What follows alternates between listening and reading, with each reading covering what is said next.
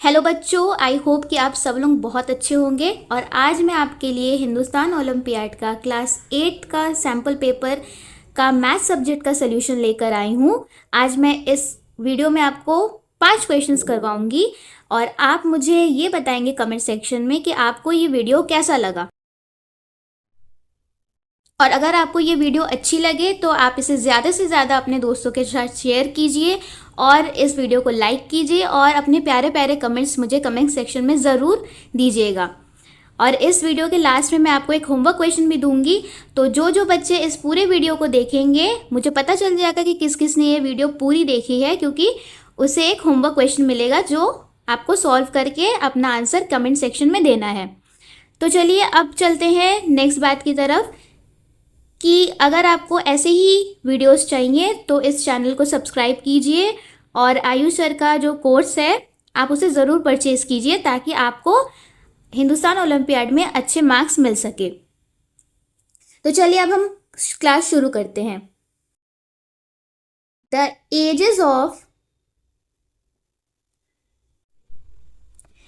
Edges of Sita and Gita are in the ratio of 3:5। देखिए, आपको ऐसे क्वेश्चन कहीं भी मिल जाए तो आप क्या करिएगा, जो भी रेशियो दिया रहेगा, देखिए सीता पहले है और गीता बाद में है, और इसका मतलब क्या हुआ कि 3 जो रेशियो है वो सीता का है और 5 जो है वो क्या है, वो गीता का है। तो आप सीता, यहाँ मैं एस लिख रही हूँ, सिर्फ सीता की एज आप मानेंगे 3x, ठीक है। यहाँ पे x लगा देंगे क्योंकि जो भी उसकी एज होगी वो क्या होगी, 3 के मल्टीपल में होगी, ठीक है। मतलब 3 के टेबल में वो नंबर आएगा ही आएगा।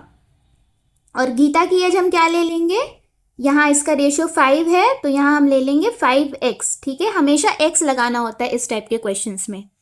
आफ्टर 5 ईयर्स, देखिए कितने साल बाद बोल रहा है, आफ्टर 5 ईयर्स। अगर आज आप 10 ईयर्स के हैं, सपोज कि मान लेते हैं आज आप 10 ईयर्स के हैं, तो आज से 5 साल बाद यानी 2030 में आप कितने ईयर्स के हो जाएंगे, आप 15 ईयर्स के हो जाएंगे, ठीक है। 10 में 5 ऐड कर देंगे तो 15 हो गया। तो वही कह रहा है कि इनकी भी एज तो 5 ईयर्स बाद और 5 बढ़ेगी, राइट। तो सीता की एज 5 ईयर्स बाद कितनी हो जाएगी, सीता की एज 5 ईयर्स आफ्टर, ठीक है। 5 ईयर्स आफ्टर क्या हो जाएगी 3x + 5, ठीक है, क्योंकि 5 साल एज आगे बढ़ रही है। फिर गीता की भी ऐसे 5 ईयर्स या आफ्टर 5 ईयर्स कितनी हो जाएगी, आफ्टर 5 ईयर्स, मैं पूरा नहीं लिख रही, आफ्टर 5 ईयर्स कितनी हो जाएगी, गीता की एज अभी कितनी है 5x, तो 5 साल बाद हो जाएगी 5x + 5। तो क्या बोल रहा है, 5 साल बाद the sum of their ages will be 42 years, ठीक है। तो 5 साल बाद इन दोनों के एज को अगर हम जोड़ देंगे तो हमारे पास कितना मिलेगा, 42 आएगा, ठीक। तो आपसे पूछ रहा है what is the current age of Gita. Current मतलब अभी उसकी एज क्या है, गीता की करंट एज क्या है। तो चलिए हमारे पास एक इक्वेशन बन के तैयार हो गया। 5 साल बाद का हमें दोनों का एज का सम निकालना है। तो 5 साल बाद सीता की एज ले लेते हैं 3x + 5, ठीक। सम निकालना है, इसका मतलब क्या हो जाएगा, प्लस हो जाएगा, प्लस 5 साल बाद गीता की एज 5x + 5, ठीक है। ये x है, इसको मल्टीप्लाई मत समझिएगा, इज इक्वल टू दोनों का मिला के कितना होगा 42।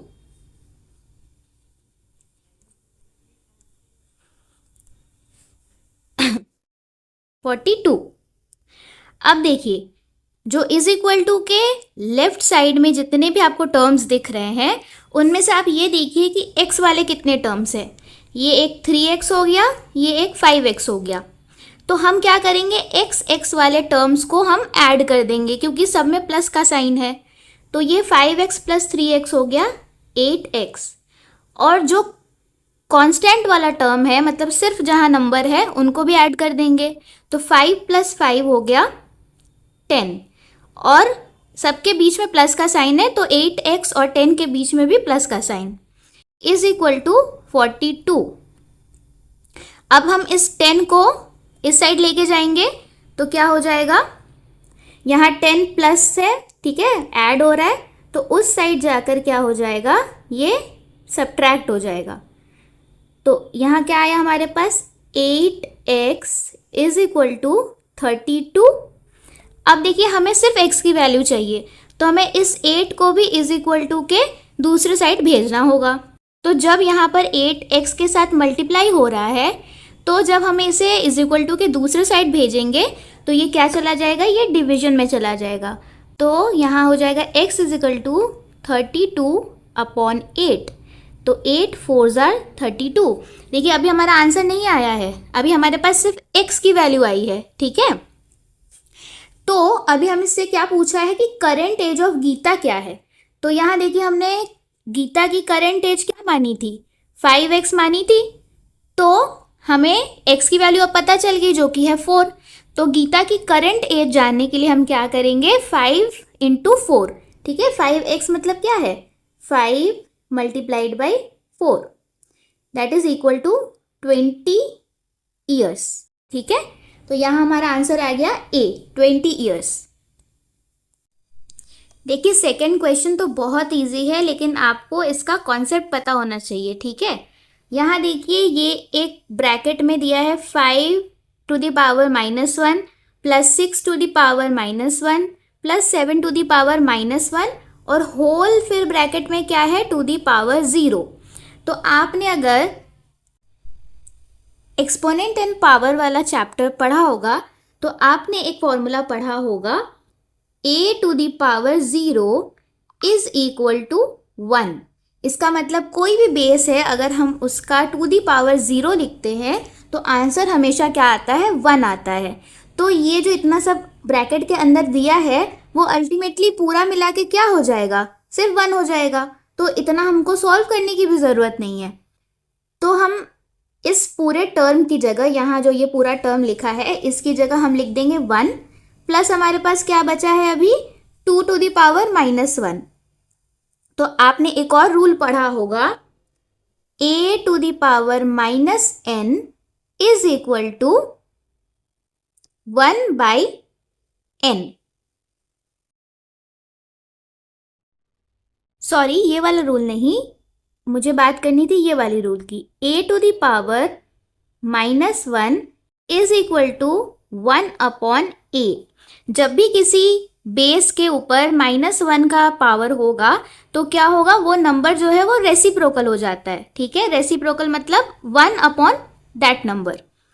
तो इसका मतलब यहाँ पर जब 2 to the power -1 है तो यहाँ पर क्या हो जाएगा, 1 प्लस 1/2, क्योंकि 2 to the power -1 है, a to the power -1 की तरह देखिए क्या हो जाएगा, 1/a।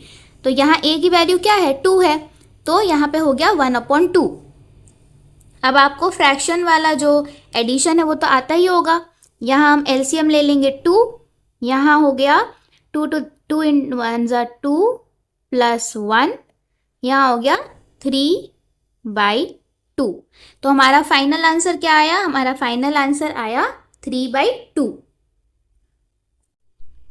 चलिए अब नेक्स्ट क्वेश्चन पे आते हैं जो कि ज्योमेट्री का क्वेश्चन है।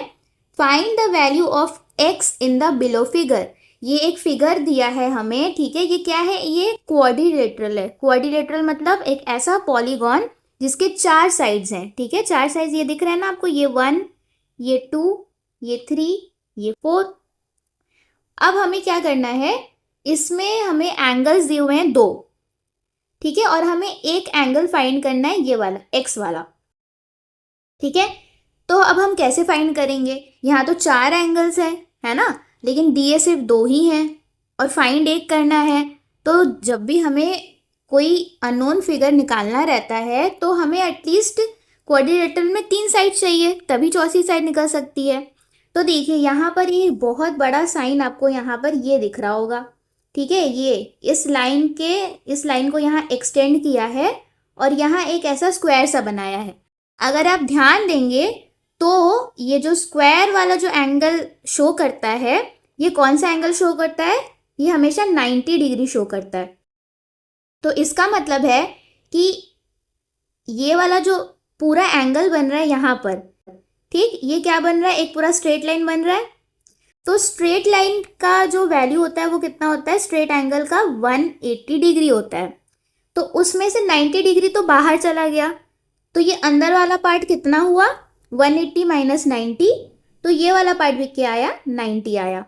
अब देखिए, अब हमारे पास ये 1, ये 2 और ये 3 एंगल्स हमें मिल गए।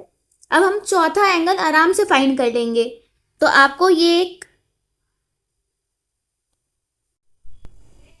एक फॉर्मूला पता होगा कि sum of angles of a quadrilateral, ठीक है, क्वाड्रिलेटरल ये क्या होता है, इज इक्वल टू 360 डिग्री। इन किसी भी क्वाड्रिलेटरल के चारों एंगल्स का सम मिलाकर क्या होता है, 360 डिग्री। तो देखिए अभी हमारे पास इन तीनों एंगल्स को मिला के कितना आ रहा है, 70 है। यहाँ पर हमारे पास 70 है, 60 है और 90 है। तीनों को ऐड कर दीजिए, ये आ गया आपका 9 6 15 और 15 और 7 220। इसका मतलब 360 में से 220 डिग्री तो इस फिगर में ऑलरेडी दिया ही हुआ है। तो बचा कितना, बचा निकालने के लिए हम क्या करते हैं, ऑलवेज माइनस करते हैं। तो 360 में से हम 220 माइनस कर देंगे, तो हमारे पास क्या आ जाएगा, 140 डिग्री। तो इसका आंसर हो जाएगा 140 डिग्री। अब हम नेक्स्ट क्वेश्चन पे आते हैं।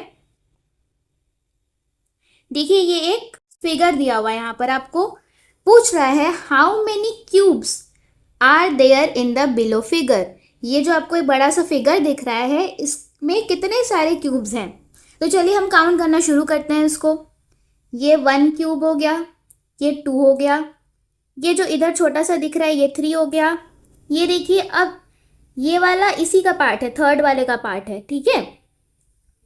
ये देखिए थर्ड वाले के ठीक बगल में एक ये 4th, फिर उसके बगल में ये 5, ठीक है, ये 5th वाला, फिर उसके ठीक बाद 6th वाला, फिर उसके ठीक बाद ये 7th वाला, फिर नीचे आइए, यहाँ इसको हम 8 मान लेते हैं, ये फिर बीच वाला 9th और सबसे लास्ट वाला यहाँ पर 10। तो यहाँ पर कितने टोटल क्यूब्स हो गए, 10। चलिए आज के हमारे लास्ट क्वेश्चन पर आते हैं।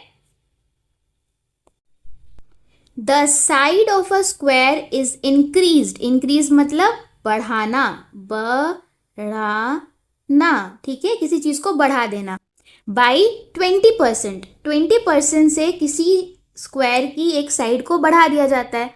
मान लीजिए ये एक स्क्वायर था, ठीक है, पहले इसका क्या था, पहले इसका जो साइड था वो क्या था, 100 सेंटीमीटर था, अब सिर्फ मान लीजिए, ठीक है, उसको 20% से बढ़ा दिया जाता है, ठीक। तो 100 का 20% कितना होता है, 100 का 20% 20 होता है। इतना तो आपको निकालना आता होगा, आई होप सो। तो 20% से इंक्रीज कर देते हैं, मतलब 100 में हम 20 ऐड कर देते हैं। तो अब जो नया स्क्वायर बनता है उसका एक साइड 120 सेंटीमीटर का होता है। अब आपसे पूछ रहा है what will be the percentage increase in the area of the newly formed square. तो ये जो नया स्क्वायर बना वो उसके एरिया में कितने प्रतिशत की बढ़त हुई होगी, ठीक है, क्योंकि ऑब्वियस है, देखिए ये जो छोटा वाला स्क्वायर था इसका एरिया इतना ही था, अब लेकिन बड़ा वाला स्क्वायर है तो उसका एरिया क्या हो गया, एरिया भी बढ़ गया है। तो इसे हम कैसे फाइंड करेंगे, देखिए इसको फाइंड करने के ना अलग अलग तरीके हैं, लेकिन मैं आपको एक सिंपल सा तरीका बताती हूँ जिसमें आपको बहुत ज़्यादा XYZ नहीं करना होगा, ठीक है। हमने क्या माना है, इसको हम इरेज करते हैं। हमने ओरिजिनली क्या माना, स्क्वायर की एक साइड को 100 सेंटीमीटर माना, राइट। तो अगर 100 सेंटीमीटर एक साइड होगा तो अगर हम उसकी एरिया निकालें तो कितना हो जाएगा, 100 इंटू 100, तो ये हो गया 10,000 सेंटीमीटर स्क्वायर में। चलिए लिख ही देते हैं। ठीक, अब बढ़ के अगर एरिया मैंने कर दिया, इसका साइड इसका बढ़ा के मैंने 120 कर दिया। ठीक, क्योंकि 20% का इंक्रीज बोला है ना यहाँ पर, देखिए 20% से इंक्रीज हुआ है 20, ये बड़ा बड़ा 20 आपको दिख रहा है। तब जाकर इसका एरिया कितना हो जाएगा, 120 इंटू 120, जो कि हो जाएगा 14400। ठीक, देखिए बढ़ गया ना, 10,000 से कितना हो गया, 14,400 सेंटीमीटर स्क्वायर। अब देखिए आपसे परसेंट पूछा है, आपसे नहीं पूछा है कि कितना सेंटीमीटर स्क्वायर बढ़ा, आपसे पूछा है कितना परसेंट बढ़ा। तो परसेंट निकालने के लिए हम क्या करेंगे, जितने का डिफरेंस आया, डिफरेंस मतलब हम क्या करेंगे, जो नया वाला एरिया है उसमें से पुराने वाले एरिया को माइनस कर देंगे। ये हमारे पास आया 4,400। ठीक है, और फिर क्या करेंगे, परसेंटेज हम कैसे निकालते हैं, 4,400 अपॉन जो ओरिजिनल वैल्यू थी। ठीक है, ओरिजिनली एरिया क्या आ रहा था, एरिया की वैल्यू, क्योंकि हमें एरिया में कितना इंक्रीज हुआ है वो निकालना है। 10,000 मल्टीप्लाइड बाई 100। ठीक है, परसेंट के लिए हमेशा 100 करते हैं, ये तो आपको पता ही होगा। तो देखिए यहाँ पे ये 2 zeros इन 2 zeros से कैंसिल आउट हो गए, ये 2 zeros इन 2 zeros से कैंसिल आउट हो गए। हमारे पास बचा कितना, 44 into 1 which is equal to 44। तो इसका आंसर आ गया 44%। ठीक है, ये 44% यहाँ देखिए, ये ऑप्शन सी में दिया हुआ है। तो देखिए आज मैं यही 5 क्वेश्चन सिर्फ आपको सॉल्व करवाऊंगी। अभी मैं आपको एक होमवर्क क्वेश्चन भी देने वाली हूँ, लेकिन मैं आपसे रिक्वेस्ट कर रही हूँ कि आपको ये वीडियो कैसा लगा, समझ में आया नहीं आया, या कोई भी आपकी जो भी कंप्लेंट्स हैं या आपको अच्छा लगा, तो वो भी आप मुझे कमेंट सेक्शन में ज़रूर लिखिए और अपने होमवर्क का आंसर बिल्कुल दीजिएगा। और अगर आप आंसर नहीं देते हैं या कुछ कमेंट में नहीं बताते हैं मुझे, तो मैं ये समझूंगी कि आपको इसका नेक्स्ट पार्ट नहीं चाहिए। ठीक है, तो चलिए, तो देखिए ये रहा आपका होमवर्क क्वेश्चन जो कि रेशियो पे बेस्ड है। ठीक है, मैंने आपको रेशियो वाले क्वेश्चंस कैसे सॉल्व करने हैं आज मैंने आपको सिखाया है, तो आप मुझे इसका आंसर कमेंट सेक्शन में ज़रूर और ज़रूर दीजिएगा। तो चलिए आज के लिए इतना ही। Till then take care and good bye.